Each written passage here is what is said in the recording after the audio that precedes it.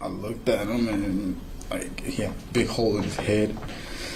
Just a lot of blood was coming out of his head and everything was just getting piled up, and he shook like 2 or 3 times, like his body was shivering and just shaking, dying around, and then he stopped.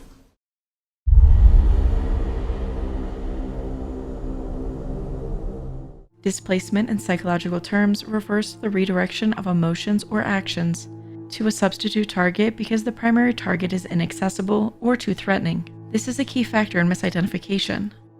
Misidentifying someone by choice or unconsciously is a manifestation of this psychological phenomenon. When the primary aggressors are elusive or unknown, the vengeful individual might target those who bear even the slightest resemblance or association with the original culprits. This displacement serves as a coping mechanism, allowing the individual to channel their pent-up anger and frustration.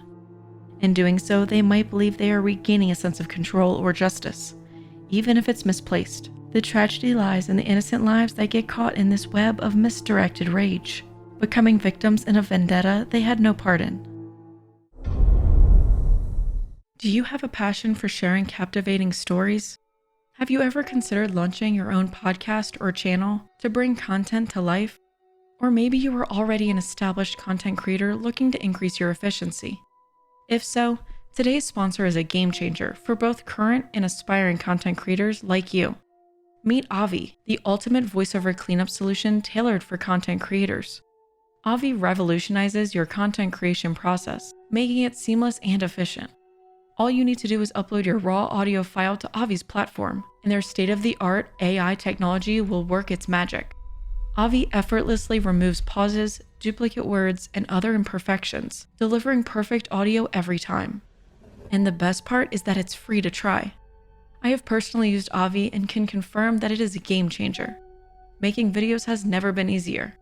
With Avi, you can focus on what truly matters, researching, scripting, and narrating the enthralling stories that keep your audience on the edge of their seats. Let Avi handle the technical side of things so you can unleash your creativity. Visit avi.ai to learn more and experience the magic of flawless audio. Link in the description below. Now let's dive back into the video.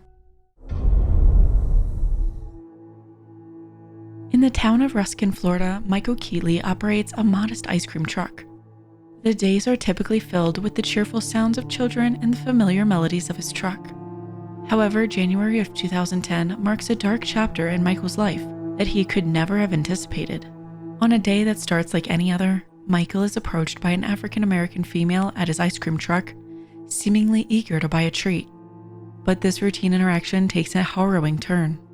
As she distracts Michael, 2 African-American males suddenly emerge, their intentions far from harmless.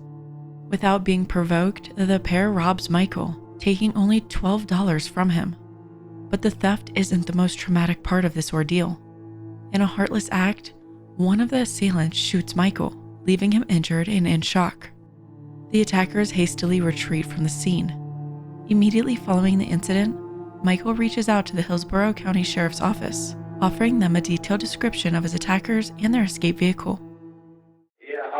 I was running my truck, and this car came up behind me, and they beeped the horn. It just got dark, and this girl came up to the window, and, she was, talking to me, like, what do you have to drink, blah, blah, blah. I kept kind of distracting me and stuff, and the next thing I know, these 2 guys come up, and, one, she stepped back, I turned around and stepped back, and then I had a gun on my face, and then another guy came in, got into the truck, and, they just kind of like stood there, and I was like, look, dude, I take whatever you want, I don't care. And then he goes, all right. And I said, here's some money that I have, because I just filled up and I had some, money in my shirt box. I said, here you go, just take it, And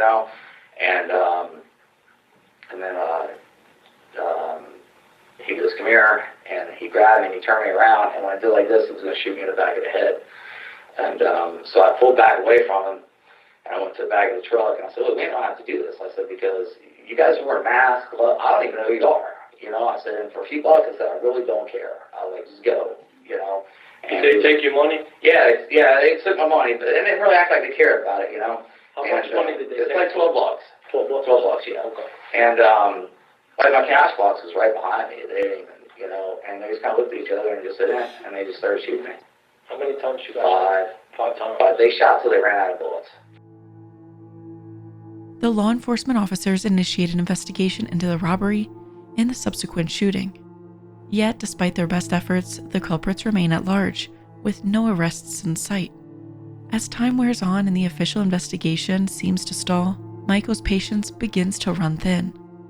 Disappointed by the lack of results from the authorities, he decides to embark on his own mission to identify and locate those responsible for the crime. Driven by a desire for justice, Michael delves deep into his personal investigation. He converses with locals, gathers leads, and even announces a $5,000 reward for any information leading to his attackers. This reward is prominently displayed on his ice cream truck, a call for anyone with knowledge about the incident. However, as Michael's search intensifies, new information begins to surface. A particular name emerges from these whispers, a man known by the nickname Creeper, whose real name is later revealed to be Omar Bayan. Michael's focus narrows on finding this so-called Creeper. As days turn into weeks, Michael's investigation becomes more methodical. He begins to maintain a journal, noting down every piece of information, every name mentioned, and every potential lead. This journal becomes his roadmap, guiding him through the maze of information and helping him connect the dots. However, not all leads are fruitful. Michael faces numerous dead ends and false alarms. On one occasion, he's directed to a house believed to be the Creeper's residence, only to find an elderly couple with no connection to the case. On another, he's given a tip about a gathering where Creeper might be present. But the lead turns out to be a wild goose chase. Despite the setbacks, Michael's determination never wavers. He even enlists the help of friends and acquaintances in his search. They drive through neighborhoods, discreetly asking questions, and keeping an eye out for any sign of Creeper. One of the more unconventional methods Michael employs is approaching younger members of the community. He believes that the youth, often more connected to the streets, might have valuable information. This tactic leads him to interrogate a 13-year-old girl, hoping she might have some knowledge about Creeper. The interaction is intense, underscoring Michael's desperation. The obsession with finding Creeper continues to consume Michael. Every lead, every whisper, every potential clue becomes a beacon guiding him towards what he believes is justice. As the narrative unfolds, Michael's efforts intensify. He delves deeper into the community, speaking to residents, conducting online research, and even acquiring firearms to aid in his quest. The word on the street suggests that Creeper is, in fact, a Hispanic male named Omar Bayan, a stark contrast to the initial suspects Michael had identified. He instructs friends and acquaintances to be on the lookout for a name with the nickname Creeper tattooed on his arm. As he gathers more information, Michael learns of an address, 507 Ocean Mist Court, believed to be associated with Creeper. However, Michael's actions begin to raise eyebrows. His aggressive approach, especially his interrogation of the 13-year-old girl, draws concern from the community. Yet, Michael remains undeterred. He even enlists the help of a friend, David Beckworth, to act as his muscle. David, familiar with Michael's ordeal, agrees to help him track down Creeper and take him down. Their plan? To disguise themselves as police officers, hunt down their target, and exact revenge. But fate has other plans. The early morning hours of November 25, 2010, in the Ocean Mist neighborhood of Ruskin, Florida, are disrupted by a chilling event. The atmosphere, usually calm and serene, is shattered by the sound of gunshots. The victims gathered on the front porch find themselves in the crosshairs of a lone gunman, determined and vengeful. The surviving victims recall the harrowing details of that fateful morning. They describe a single gunman armed with a long gun approaching the porch. As he nears, they notice him perform a pump action on the firearm, a detail that stands out in their collective memory. One by one, the victims are targeted. Sergio Gatron sustains a gunshot wound to his back. His brother Juan is hit twice in the back, with each shot being fatal on its own. Richard Cantu is shot in the back of the head, a wound that erases his memory of the incident entirely. Gonzalo Guevara is hit 4 times, including shots to his back. Raymond Galan receives a bullet on the right side of his body, which travels through his stomach and exits the other side. Daniel Batron, despite being shot many times, manages to escape the onslaught. The scene is chaotic and grim. Shell casings and projectiles litter the area, silent witnesses to the violence that had just occurred. Sergio is pronounced dead on the scene, his lifeless body a testament to the brutality of the attack. His brother Juan, though rushed to the hospital, succumbs to his injuries and is declared deceased. As law enforcement arrives, they begin their meticulous investigation. The scene is secured and the process of documenting evidence commences. Shell casings, wallets, driver's license, and other items are marked and collected. These items, especially the shell casings and projectiles, will play a crucial role in the investigation, providing tangible links to the weapon used in the crime. The victims' testimonies, combined with the physical evidence, paint a vivid picture of the events of that morning. The community is left in shock, grappling with the reality of such a violent act in their midst. The quest for justice begins, setting in motion a series of events that will see Michael Keetley, a former ice cream truck driver, at the center of a legal storm. As law enforcement delves into the investigation, they uncover a series of disturbing details. Michael's obsession with Creeper had reached alarming levels. His laptop reveals searches related to Omar Bayon, the man believed to be Creeper. Furthermore, a composition notebook found in Michael's home contains notes about Omar and the address 507 Ocean Mist Court. The evidence against Michael begins to mount. Shell casings from the crime scene match those found on Michael's property. The narrative that emerges paints a picture of a man driven to the brink by his thirst for revenge. His once simple life as an ice cream truck driver is now overshadowed by a dark cloud of suspicion and allegations. As the case progresses, the community is left reeling. The ice cream truck driver is now at the center of a horrifying crime. The quest to find Creeper had taken a sinister turn, leading to consequences no one could have ever foreseen. During Michael's police interrogation, when confronted about his potential involvement in the crime, he resorts to laughter as a means to alleviate the tension and self-soothe. He frequently tries to convince the officer of his innocence, reiterating a strong no multiple times. In an unusual move, Michael recounts a tale of a friend questioning his whereabouts during the incident, seemingly in an attempt to find common ground with the officer. This tactic not only offers him another chance to deny his involvement unprompted, but also underscores his desperation to paint the suspicions against him as utterly baseless. Did you have anything to do with the incident that happened in Ruskin? No. You're fine. Okay. Absolutely not. No? Okay. Just wanted to ask. Okay. Because I know there's some people saying that you did Right. have something to do with that. Right. Well, you know, and it's funny because a friend of mine, he even called me because he's like, hey man, he's like, you didn't go over there and just like turn ballistic, like buy a wig or something, you know? He's like, I was like, no. What am I supposed to waddle up there to him, you know? I mean, so. Why were you trying to say that? Huh? Why were you trying to say that? I don't know, man. He just calls me up. He's like, man, there's a big shoot over in Ruskin, you know? It's like, you didn't have your ice cream truck out, did you? You know, like, Who's your friend? oh, friend Tom. Tom? So, yeah. You know his last name? No. No. You got a phone number, Juan? Yeah, I don't know. I had to find it. Yeah. You have it on your phone? I don't even have my phone, dude. You don't have it on your phone? Okay. And where does Tom live? Lakeland. Lakeland. Yeah. That's crazy. Why would you think you would go there and shoot up a Ruskin for? I know. He was just like, oh, man. He was like, and, you know, because I told him, too, I was like, you know, I said, I wish, though, you know what? I mean, like, I pray every night that God would just freaking find them people and just do justice, man. You know, and like I said, he may have already have. I mean, these people might already, you know, went and robbed a convenience store and got shot by a clerk or something. You just don't know. Or they won't be in prison. You know, they could be in prison.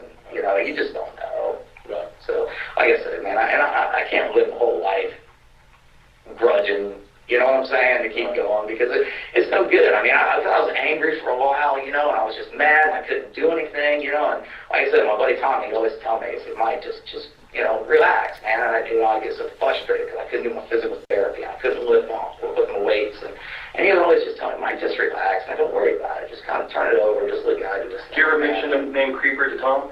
No, I don't know that name, Creeper. Despite the intense proceedings and the weight of the evidence presented, the jury finds itself at an impasse. Unable to reach a unanimous decision, the trial concludes in a mistrial in 2020. This outcome leaves the community, the victims, and their families in a state of limbo, with justice seemingly out of reach.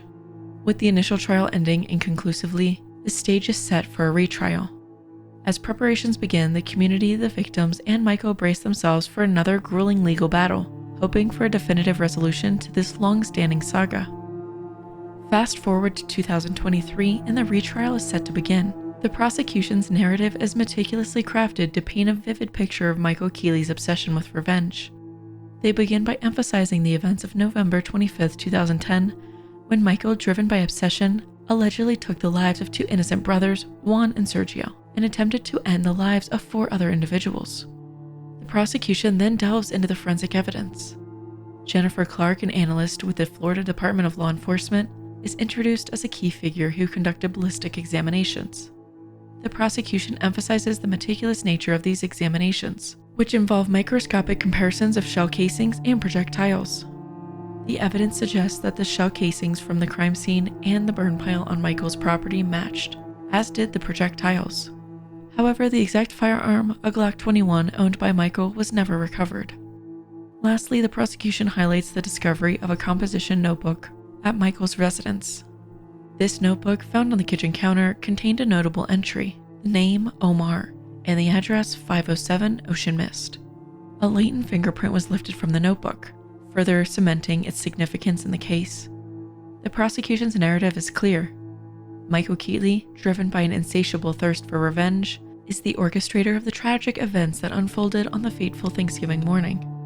The defense's opening statements paint a contrasting picture of Michael Keetley, emphasizing the severe physical limitations he endured after the shooting incident on January 23rd.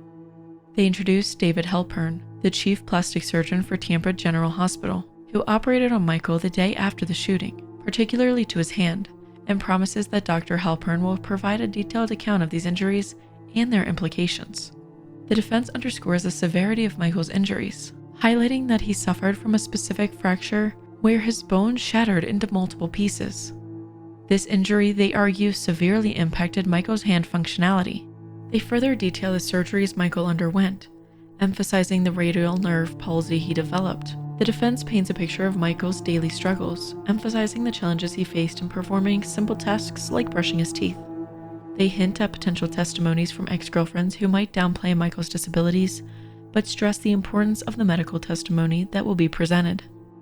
The defense then shifts the focus to the night of the shooting, emphasizing the quickness of the event and the challenges witnesses faced in accurately identifying the shooter.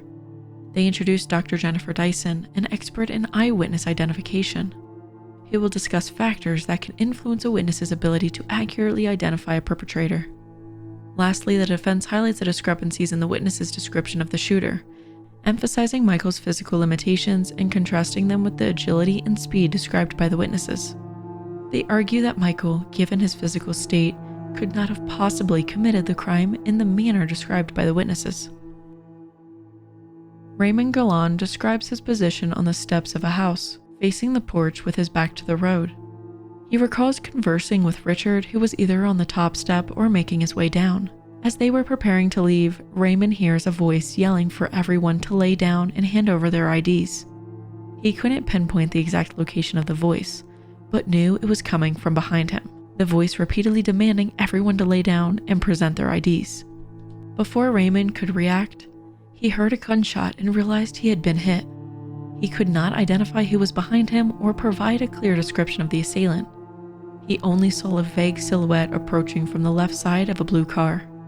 The gunshot wound Raymond sustained went through his right arm, below the elbow, and exited through his side. After being shot, he lost consciousness, but remembers hearing voices and footsteps before blacking out. He was later airlifted to a hospital where he spent approximately 2 months. What do you do? I remember shaking everybody's hand saying when we're leaving, and I came down off the porch.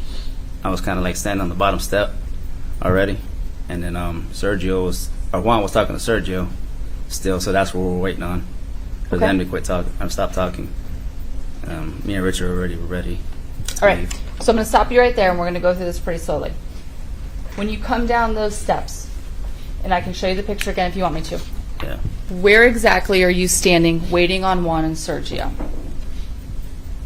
You want me to zoom in on those steps? Yeah, I was either on the bottom one or the second one. I know I was standing on them. I wasn't on the top no more. What do you notice at that point? I didn't notice none. I just heard What'd you somebody hear? yelling for us to lay down, give us your IDs. Where's that sound coming from? From behind me at the moment when I was standing. Could you tell where behind you it was coming from? Not exactly, no. What do you hear? I just hear everybody lay down, give me your IDs. Do you get your ID out? No. How come? Because as soon as I turned around, I heard a gunshot, and I was the first one to get hit. When you get shot, where are you shot? Came through my arm, and then went through my side, came all the way out. And you pointed to your right elbow. Yes, right under my elbow, and it came out and went through my side. So from right elbow out below your right elbow in your forearm, out the inside of your arm, and then did it re-enter your body? Yes, it re-entered on my side, and then it came out the other side. You mentioned a few minutes ago that you lost consciousness. Yes. Tell me what you remember from the time that you're shot up until you lose consciousness. I remember laying down, and then I heard a couple footsteps, a couple more shots, and I was pretty fast. And next thing I know, I woke up, and the paramedics and cops were on the scene already. Okay. The cross-examination of Raymond begins with the defense attorney establishing the timeline of events leading up to the shooting. The attorney questions Raymond about his activities on the day of the incident, confirming that he had been at his cousin Rosemary's house and had consumed alcohol. Raymond acknowledges that he drank between 5 and 6 beers while at Rosemary's house. The defense further delves into Raymond's actions, confirming that after leaving Rosemary's house, they stopped at a Chevron gas station to buy more beer before heading to Ocean Mist. The attorney emphasizes the darkness of the Ocean Mist street and the challenges of identifying individuals in such conditions. The defense then focuses on the car Raymond arrived in, clarifying its color and ownership. The attorney questions Raymond about the people present at Ocean Mist, establishing who he knew and who he did not. The defense attorney probes Raymond's memory of the events leading up to the shooting, emphasizing the quickness of the events and the challenges of accurately identifying the shooter. Raymond is questioned about his awareness of any drugs present at the scene, to which he responds that he did not see any drugs on the table. The defense attorney then delves into the moments immediately preceding the shooting. Raymond recalls hearing voices but did not see a car or any other vehicle approaching. Raymond's attention was primarily on the people at the table, and he did not notice any unusual behavior from them. Raymond confirms that the gunshot was loud and that he could not make out any details about the gun or the shooter. Another victim, Gonzalo Guevara, recalls seeing a dark-colored vehicle. He states that an individual emerged from the vehicle. This individual was a white male with dirty-looking brown-colored hair. He wore a black shirt with the word sheriff on it, regular prescription glasses, and appeared scared with red cheeks. He was also carrying something that looked like a wallet or badge and a gun.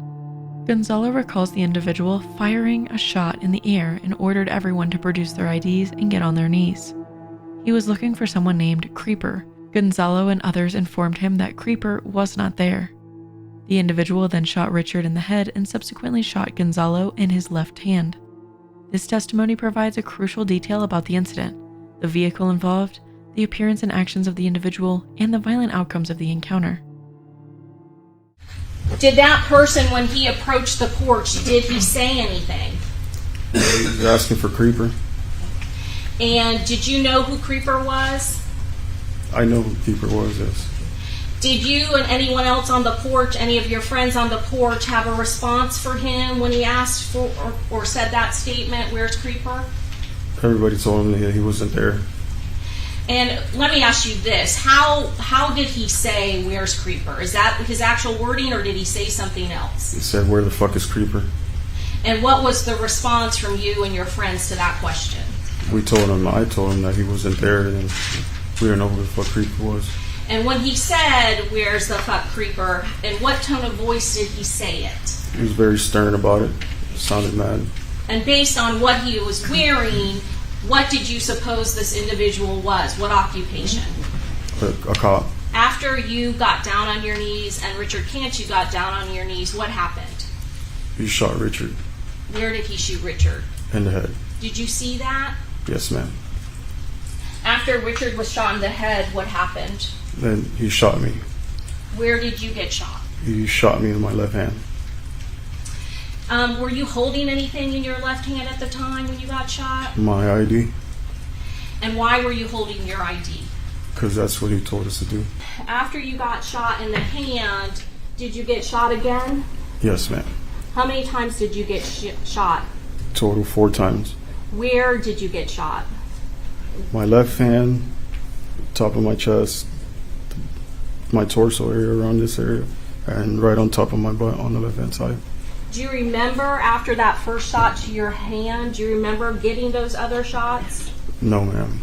I do want to ask you about what you do remember. Do you remember hearing more gunshots after you got shot? Yeah, I kept hearing gunshots. Did you hear other people in your friends make any sounds when those gunshots were going off? Yeah, people were grunting and screaming.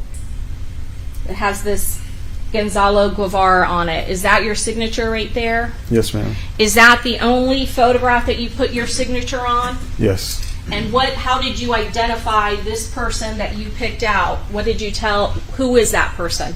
That's the guy that shot me. On November 25th of 2010? Correct. What was your response, or did you have an emotional reaction when you saw that photograph? Object. Relevance. Overruled, I'll allow it. Excuse me? I'll allow it. I started shaking and crying And why did you do that? because he's the guy that shot me. Did you tell, just as those instructions say, did you tell Detective Lugo how certain you were that that was the person that you shot, that identification? Yes. I told him I was 2,000% sure that he was the guy that shot me. During the cross-examination of Gonzalo Guevara, the defense attorney probed into the events of the night in question. The defense attorney highlighted inconsistencies in Gonzalo's previous testimonies regarding the description of the gun and the appearance of the individual who approached the scene. Gonzalo described the individual as a large man, weighing around 280 to 300 pounds, with grayish-brown hair. Gonzalo recalls the individual reportedly mentioning the creeper, or creeps, which Gonzalo associated with 2 more males. The attorney also pointed out that Gonzalo did not observe any limp or unusual walking pattern in the individual, contradicting earlier claims of a possible disability. The cross-examination aimed to cast doubt on Gonzalo's reliability as a witness. The defense highlighted the discrepancies in his statements and questioned his ability to accurately recall events, especially under the influence of alcohol and the chaotic nature of the situation. The emotionally charged moments were evident when Gonzalo seemed confused by the attorney's line of questioning, particularly regarding the presence and actions of Daniel Beltran and the mysterious individual with the gun. And you agree with me that at some point in time, a shot is fired in the air. That's what you recall seeing, right? Yes. Now that shot is fired with the right hand and the right hand alone, correct? I don't recall. Okay. You're not sure which hand it was now? I don't recall. It was up in the air? Yeah, if I said that, then that's what. Okay. Well, that's I just don't recall. It's been 12 years. I mean, I got you, and I can understand that. But somehow that gun gets from the left hand to the right hand, and the badge gets out of the hand, right? right. And you are watching him, and you see none of that. Can we agree on that? Right. And when you see that shot in the air, I'm putting up my finger gun in the air, meaning not level, not at anybody, but in the air. Correct. Okay? Nobody is shot. Not that I That recall. shot is in the air, right? Correct. Now, can we also agree? See, let's strike that. Let me ask it better. The shot that you hear in the air happens before the person asks about Creeper and gets the IDs? I believe afterwards. Afterwards? Well, at some point in time, you go from facing out to facing the house. Is that correct? When you told us to get on our knees. Right. You turn around and you get on your knees and you are not looking at this 280-pound thing. Right? Correct. In fact, if I can go further on the description, you said he was like fat or overweight. He had a chunky, fat, out of shape body, right? Yes. Not just a big fella in a big frame. Fat, very overweight. Yes? Yes. Right? And you have that specific, clear memory of that, right? Right. Just like you're saying it's a specific, clear memory of brownish, grayish hair. Correct. Okay? I'm going to set myself up here, but what color is the hair that I have, such as it is? Don't Gray. look at the back.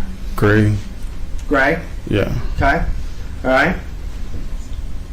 As far as you looking back, this person is now saying he wants your IDs, right? He told us to get down on our knees and take our IDs out. Okay? And he is saying something like, what the F? And you guys are arguing back with him. You're all saying what the F back to him, right? Yeah. There's an argument going on, right? Correct.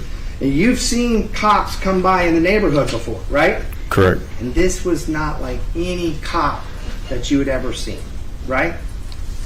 Dressed like one, yeah. Okay. Yeah.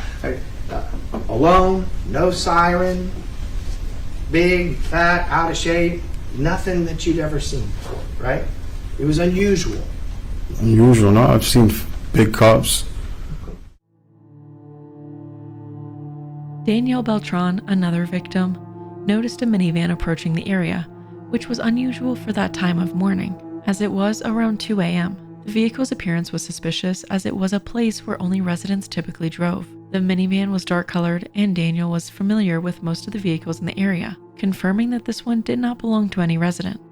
Shortly after, the same minivan returned, and Daniel saw it stop near a house. A man emerged from the driver's seat and he opened the door. Daniel noticed the word security on his shirt. As the man turned, the front of his shirt read sheriff. This led Daniel to believe that he was a law enforcement officer. The man approached the house and asked for someone named Creeper.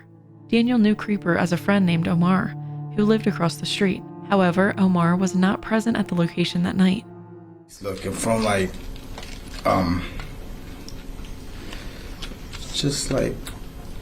just kind of asking. They would told him that he was not there, and he's like, okay, well, where's he at? And he started the second question. It was more like demanding us, like, where's he at? I'm like, well, did you believe this was a law enforcement officer at this time? Yes. Did the other individuals that were there on the porch, were they responding the same way that you were? I'm not exactly Hearsay. He can describe what the other individuals were doing. Okay, they were, I guess, just moving around, talking among each other, wondering, what. Don't say what they said. Yeah, but just, that's it. It was just, Did you know what that law enforcement officer was there doing or why they were asking for Creeper? No. Calls for speculation. Sustained. What's the next thing that you remember happening? I was going to tell him that he did live across the street, so but he was looking at the rest of the guys, and then he said, well, everybody get your IDs and get on the ground. What was Juan Guitron doing at that time? Well, I looked at Gonzalo, and we looked at each other, and hey, let's just do what he says. He's a law enforcement, just show him our IDs, go check. We ain't who he's looking for. He'll get out of here, and we'll keep playing or whatever. And so me and Gonzalo started walking towards, more away from him, is giving him space, and go do what he said, get on the ground, get our IDs out. And me and Gonzalo went inside, and then everybody kind of followed along, except Juan. Juan stayed standing right there by the steps. he said where it was at. He said it was in his car. If he can go and get it. And the guy's like, no, just get in the ground. I was like, well, why you want me to get in the ground if I don't have my ID? And like, get in the fucking ground. And then Juan's like, chill out. He started shooting at him. Just take a minute, okay? At some point, do you start believing this person is not a law enforcement officer? Not at that point. When he shot Juan, I thought it was like beanbags or something, just because he ain't cooperate. Like, he ain't doing what he's telling him, so I'm getting the ground, and he just telling him, like, talking back with him, and he shot him, and I'm thinking still in my head, and I was like, in a way, I was like, that's what, like, I was kind of like saying to myself, like, that's what you get for not listening to him. But I was thinking bags. I was thinking he shot him with bean bags, like, just to, not real bullets and kill him, but like just to like calm him down, because Juan wasn't cooperating with him. The situation escalated when the man became more aggressive in his questioning. Tensions rose when another individual, Juan, began arguing with the man. In a shocking turn of events, the man shot Juan in the chest. Initially, Daniel thought the shots were non-lethal bullets, given the man's apparent law enforcement attire. However, the reality soon became clear. The shooter continued his rampage, firing more shots. Daniel heard a single shot, followed by 2 more. He then witnessed the man approaching another individual, Richard. The man placed the gun to Richard's head, and as Richard felt the cold metal, he moved forward, prompting the man to fire. The traumatic events left a lasting impact on Daniel and those present. Richard was looking for his ID. Was the shooter saying anything at this point when the gunshots were going off? No, he wasn't saying anything. He was just, well, when I turned around to see him, because I heard him walking, he wasn't saying nothing. He was just walking toward Richard and put the gun on his head and just, like, Richard felt it. Did you see Richard make a movement? Yeah, I see when he felt the gun on his head, I seen him move forward, and he shot him through the head, and it went from the bottom of the head, and then I seen the big hole come out of his head, and it landed all in my face because he was cornered next to me. He fell straight forward, and I looked at him, and like, he had a big hole in his head. Just a lot of blood was coming out of his head, and everything was just getting piled up, and he shook like 2 or 3 times, like his body was shivering and just shaking, dying around, and then he stopped. He just didn't move anymore. He stayed still.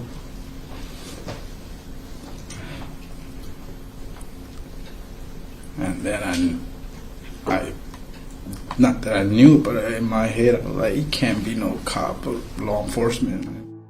Miraculously, after a bullet pierced through Richard's brain, he embarked on a grueling 6-month journey to recovery. The path to healing forced him to reacquaint himself with basic skills, from walking to articulating words. As Daniel revisits the harrowing moments leading up to the shooting, he's haunted by vivid flashbacks, each more chilling than the last.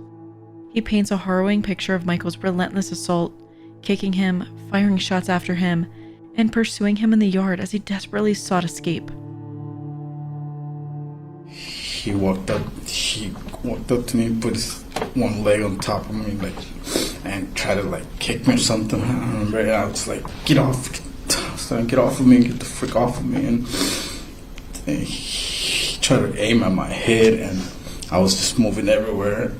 And he just walked off of me because I was just moving everywhere around, and he walked off away from me, and he was aiming at me, and I started crawling, and he shot at me, but it went through, it just went above on top of my back, and it hit the window of the trailer, And When I you just say kept on. when you say that you were crawling, was that still up on the porch area? Yeah, I was still right in front of by the door. That shot when you were crawling, did it? You said it hit the window. There was a window right there by the door, and I hit the window. Like it missed me, and I hit the window. I was going in front of them. He went behind them, and went and stood right in front of me as I was getting to the railing. I seen his feet, and I looked up. He looked down at me. He shot me in my chest, and then I fell off the porch. When you say you fell off the porch, did you go over the railing or did you go through the railing? I must have gone through the railing. There was big space enough. Because I didn't get up on it. That was in the ground. He shot me in the ground, and I just fell off the porch. Did you remain there in the front of the house or did you move from there? I was already away from the porch. How about the distance where you're at? How did you move? I was just dragging the whole way there. I was just with one leg, I was able to get on my knee, and my other two hands, I was just trying to drag. But when he shot me in the chest, then I was just pretty much dragging my way out of there somehow. And he shot me in my back, went in my ribs, and shot me there, and went through my whole stomach. Because the moment he shot me, it was instantly I started it hit me, shoot my body, and then it just started burning real bad, and I just started throwing up a lot of blood and pieces of liver. Blood just started coming out of my nose, out of my mouth.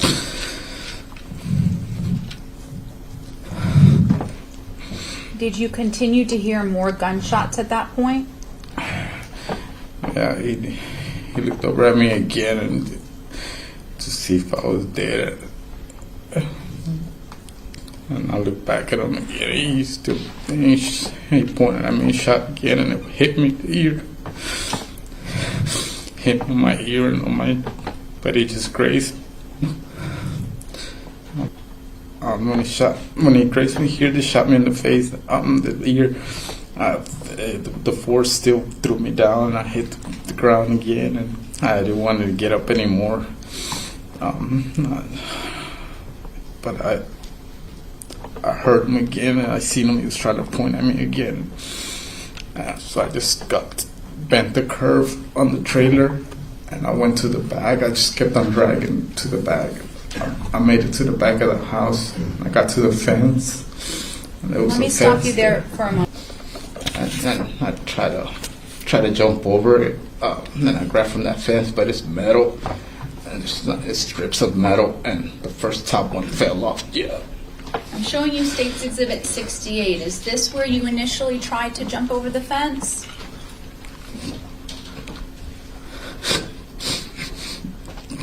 Yes. And I dragged myself to that chair. I'm showing you State's Exhibit 66. Is that the chair? Yes. Yes, that was a chair. And State's Exhibit 67. I put one leg over it. Yeah, I put one leg over it, the one that was good. I just threw my whole body over the fence, and I made it above that. Were you able to get over the fence using this chair? Yes. I got on top of that chair with one leg, and I just threw my body over it. And I landed on the other side. There's a ditch that divides the county property lines.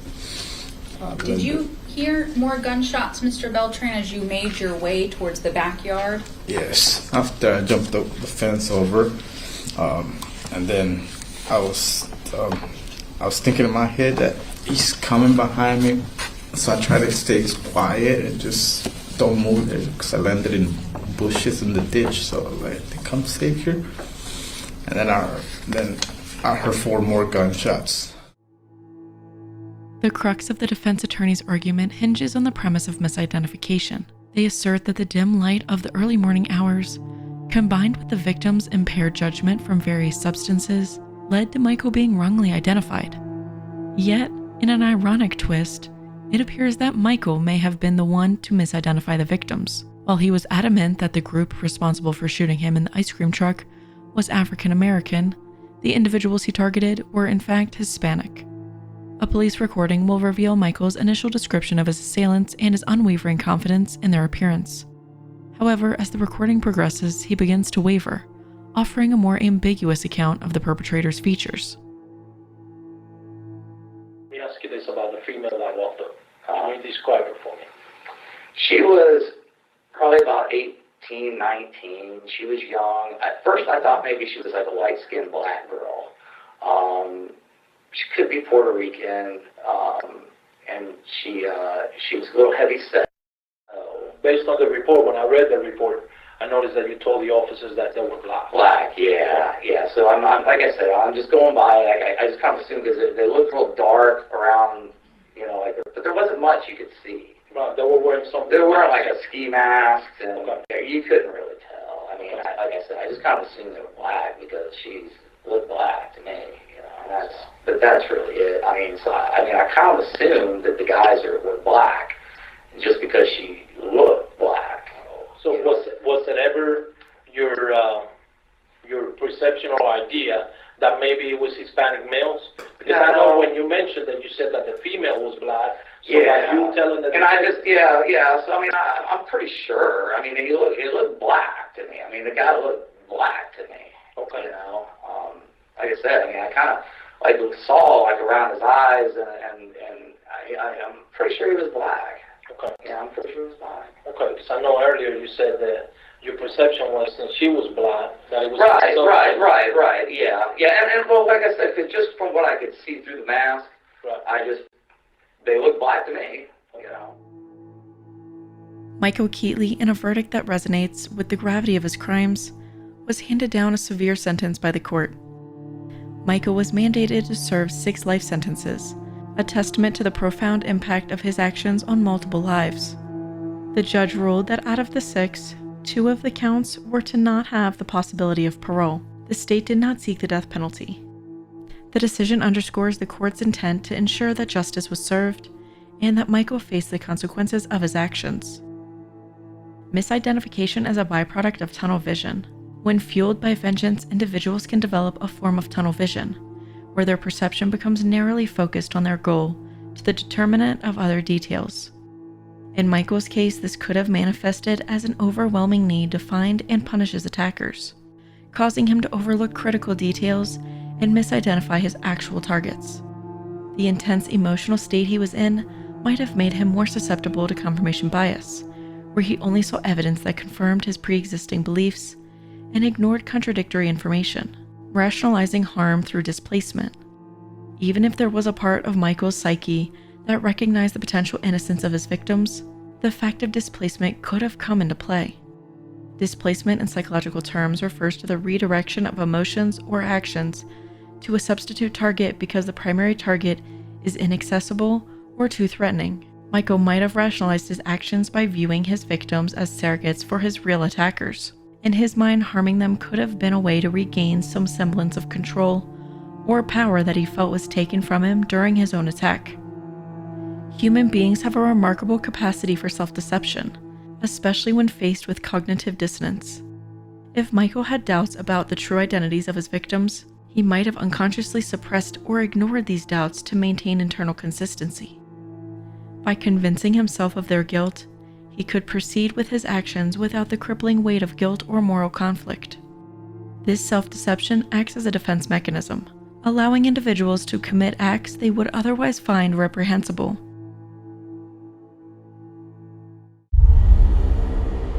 We want to give a big thanks to everyone over on Patreon. We want to give a big shout out to Nexus, Big Pepperoni Pizza, Chrissy R, Catherine D, Tony S, Tiffany D, and Dulce P. If you want to watch ad-free and uncensored versions of all Wicked videos, feel free to join our Patreon, link in the description. Thank you for watching, and join us next time when we explore the psychological maze of some of the most wicked people.